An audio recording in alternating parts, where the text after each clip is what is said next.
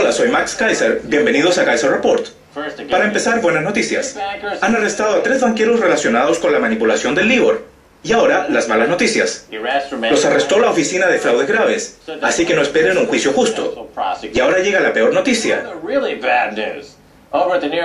Un titular del New York Times dice, el HSBC pagará $1.920 millones para cerrar la investigación por blanqueo de dinero. Y a continuación, en el artículo se dice lo que debemos saber sobre el sistema económico y financiero mundial.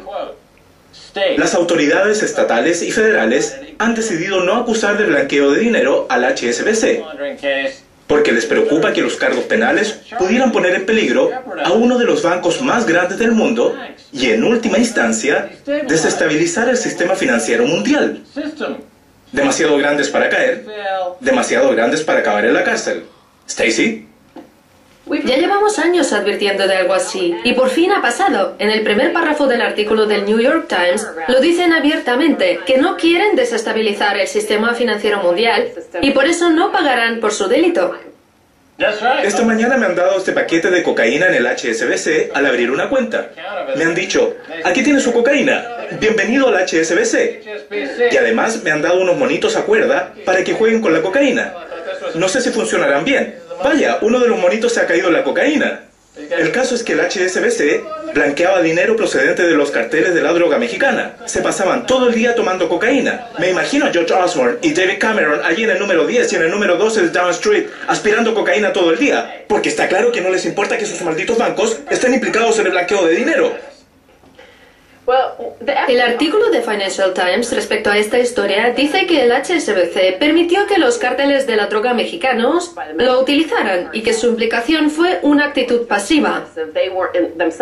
Pero si leemos el artículo del New York Times, justo antes del último párrafo, veremos que la razón por la que impusieron esa sanción al HSBC fue porque en 2010 la Oficina de Contraloría del Dinero descubrió que el HSBC tenía graves deficiencias en sus controles contra el blanqueo de dinero, incluidos los $60 millones en transacciones y las 17.000 cuentas marcadas como potencialmente sospechosas, actividades que no eran investigadas. A pesar del hallazgo, el regulador no sancionó al banco. Les dijeron que había $60 millones en transacciones que parecían sospechosas. Pero así funciona el sistema financiero mundial. Todas las transacciones son sospechosas porque no están respaldadas por nada que no sea basura tóxica. El HSBC declara que les permitieron cometer un gigantesco fraude, así que podemos pensar que si alguien agarra un picahielos y se lo clava en los ojos a su director general y le vacía los sesos para cambiarlo por algún control remoto, probablemente la guerra con drones la dirijan los cerebros de estos tipos. Y quien asesina gente en Pakistán y en todo el mundo sea un director del HSBC, porque así funciona por naturaleza su cerebro, cuando ha sido sustituido por el blanqueo de dinero procedente de la droga de los carteles mexicanos. Y ahora no solo comete un gigantesco fraude financiero. Hace mucho que no utilizo esa palabra. Quiero decir, que sugiere que comete un delito, cuando en realidad está cometiendo un auténtico y gigantesco delito fraudulento, y no acaba en la cárcel, lo que significa que el gobierno perdona los delitos. Me pregunto, ¿por qué no arde la ciudad? ¿Qué es lo que ellos quieren al fin y al cabo? Porque tienen el contrato de la empresa del gas. Bueno, ya hemos dicho que estos bancos son demasiado grandes para caer y demasiado grandes para acabar en la cárcel. Y tenemos un montón de cocaína con la que juegan los monos del sistema bancario. Son los 2 directores generales del HSBC y Wachovia, los directores generales de ambos bancos. Quiero que nos remontemos a un artículo de 2011 que ya comentamos ampliamente aquí en Kaiser Report y que dio la vuelta al mundo porque fue una información trascendental, procedente de una investigación de The Observer y The Guardian. Como un gran banco estadounidense blanqueó miles de millones procedentes de bandas asesinas de narcotraficantes de México. Se referían a Wachovia, que ahora pertenece a Wells Fargo. Blanquearon $378.000 millones en efectivo procedente de los cárteles de la droga mexicanos y pagaron una multa que representaba menos de un 2% de sus beneficios de 2009. En el apogeo de la crisis bancaria de 2008, Antonio María Costa, por entonces jefe de la Oficina de las Naciones Unidas contra las Drogas y el Delito, dijo que tenía pruebas que sugerían que lo recaudado con las drogas y delitos Era el único capital de inversión líquido del que disponían los bancos al borde de la ruina. Según dijo, los préstamos interbancarios eran financiados por el dinero procedente del tráfico de drogas. Había indicios de que algunos bancos fueron rescatados así. Si estos bancos son demasiado grandes para caer y para ir a la cárcel, ¿qué pasa con los cárteles de la droga mexicanos o los cárteles italianos que fueron quienes finalmente rescataron a todos esos bancos?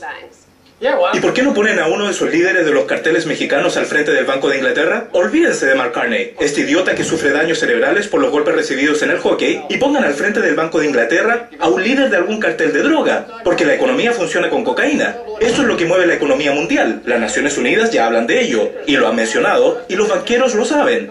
Osborne y Cameron aspiran cocaína todo el día por el shrink, porque no quieren que sea tan evidente que se drogan con crack y sales de baño. Y por eso las oficinas de fraude graves la componen estos malditos monos que fingen ser los reguladores, cuando no son más que dos pequeños simios fornicando. Bueno, pues hablando de pequeños simios fornicando, aquí tenemos un tuit de Robert Peston de la BBC. Mientras el HSBC paga 1.200 millones de libras en multas y sanciones por el blanqueo de dinero, ¿quién cree que paga las facturas de los pecados del banco? Max, ¿quién paga esas facturas? Se pagarán mediante medidas de austeridad. La austeridad que sufre la gente. En Grecia la gente se suicida y lo hace por el blanqueo del dinero de la cocaína del HSBC. La gente a la que desahucian en Irlanda sufre por el blanqueo del dinero de la cocaína del HSBC. Toda la gente que sufre en todo el mundo y que está siendo procesada o enviada a la cárcel o torturada, lo sufre para subvencionar el blanqueo de dinero del HSBC. Barclays, Lloyds y los 4 grandes bancos del apocalipsis de papel del Reino Unido, no hay leyes en su contra. ¿Por qué no les metemos un dron por el shrink? ¿Por qué no acabamos con estos terroristas? Oh, claro, porque sin estos terroristas no tendríamos dinero suficiente para subvencionar a la BBC, y por eso ellos no informan de este asunto. Bueno, además de las medidas de austeridad, también hay decenas de miles de mexicanos decapitados que acabaron sin cabeza. El HSBC podría regalar una cabeza mexicana cuando alguien abre una cuenta con ellos. Antes solía regalar tostadoras, ahora dan una cabeza mexicana cada vez que se abre una cuenta en el HSBC. Tanto en Estados Unidos como ahora en el Reino Unido, existen las prisiones privadas, con un contrato con el gobierno que garantiza la ocupación de las celdas.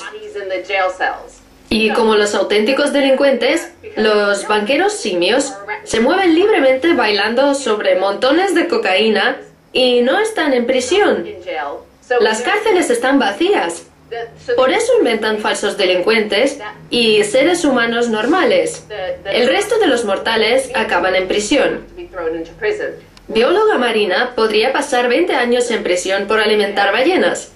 Una bióloga marina de California se enfrenta a 20 años de prisión y una multa de $500,000 por supuestamente alimentar a un grupo de orcas y alterar luego la grabación del incidente y mentirle a las autoridades.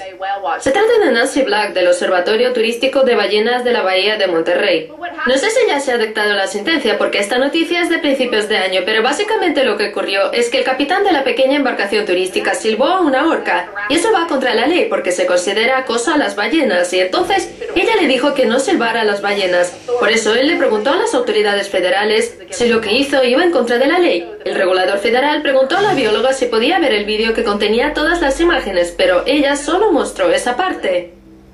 Como no dejó ver el resto de la grabación, la acusan de mentirle a un regulador federal.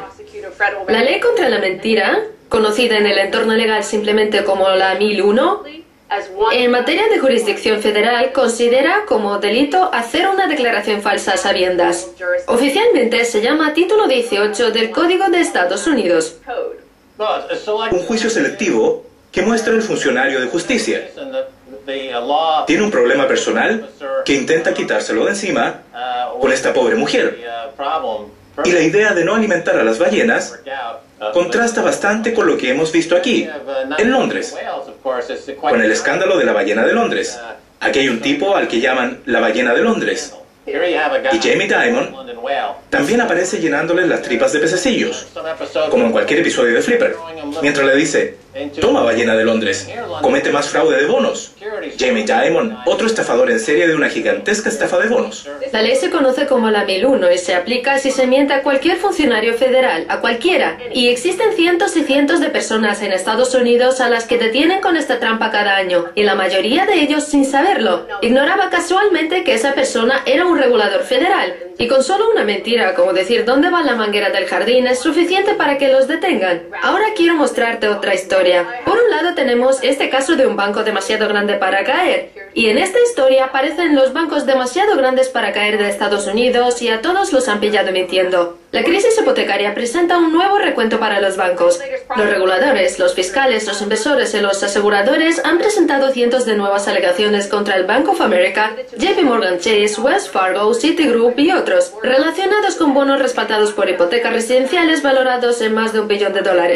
Max, añaden que los bancos luchan en tres frentes: contra los fiscales que los acusan de fraude, contra los reguladores que aseguran que embaucaron a los inversores en la compra de malos bonos hipotecarios, y contra los inversores que tratan de obligarles a la recompra de préstamos garantizados. Entre los inversores embaucados se incluye la Agencia Federal de Financiamiento de Vivienda, que supervisó a Fannie Mae y Freddie Mac, así que esa agencia asegura que JP Morgan Chase, Citibank, Bank of America, todos esos bancos les mintieron. Ya sabemos que hay una ley de 1883 y que utilizan para atrapar al resto de los seres humanos, así que podrían utilizarla contra esos banqueros. Exacto, hacen negocio con las prisiones y necesitan meter gente en la cárcel, porque son los dueños de las cárceles, y las prisiones cotizan en la bolsa, y sus primas se basan en las acciones atadas al precio con el que las prisiones operan en la bolsa, y como necesitan llenarlas, inventan esas acusaciones, mientras los criminales siguen libres. El potencial costo del delito por estos bonos hipotecarios alcanza los $300.000 millones. Aunque vendieron $1 billón en activos tóxicos, entre otros, a la Agencia Federal de Financiamiento de Vivienda y Fannie Mae y Freddie Mac. Es un asunto importantísimo al que seguiremos la pista el año que viene. Ahora me gustaría comentar Demasiado grande para caer, no para ser rescatado, de Nassim Taleb, que no ha querido aparecer en Kaiser Report. Y según este tweet, Max tuiteó a Nassim Taleb: ¿sigue en Londres? A lo que Taleb respondió: huí porque me dijeron que usted quería pegarme en la nariz. Le da miedo venir al programa, porque pondríamos en evidencia que solo es un charlatán de feria y que intelectualmente no tiene nada significativo que decir, excepto para los de la BBC y los que aparecen en sus programas, porque hacen que parezca más inteligente, porque lo que dice es incomprensible. Para aclararlo un poco, hay que decir que él estuvo en Londres promocionando su libro Antifrágil y no ha aparecido en Kaiser Report porque no quiere que se le formulen preguntas. Sin embargo, apareció en las noticias de la noche de la BBC, el mismo programa que tiene las pruebas de Jimmy Savile y sus tendencias pedófilas, y no se atreven a emitir. Ahí es donde decide aparecer Nassim Taleb. Es más seguro que venir aquí a ofrecer una lucha dialéctica. Bueno, una lucha dialéctica o una auténtica. Venga al programa y averígüelo. Ha dicho que ha estado haciendo ejercicio. Pues venga a comprobarlo, Nassim. No sea tan gallina. Bien, Stacey Herbert, muchas gracias por haber venido a Kaiser Report. Gracias, Max. Quédense junto a nosotros. Hablaré de piratas con Kira Maya Phillips de MisfitEconomy.com.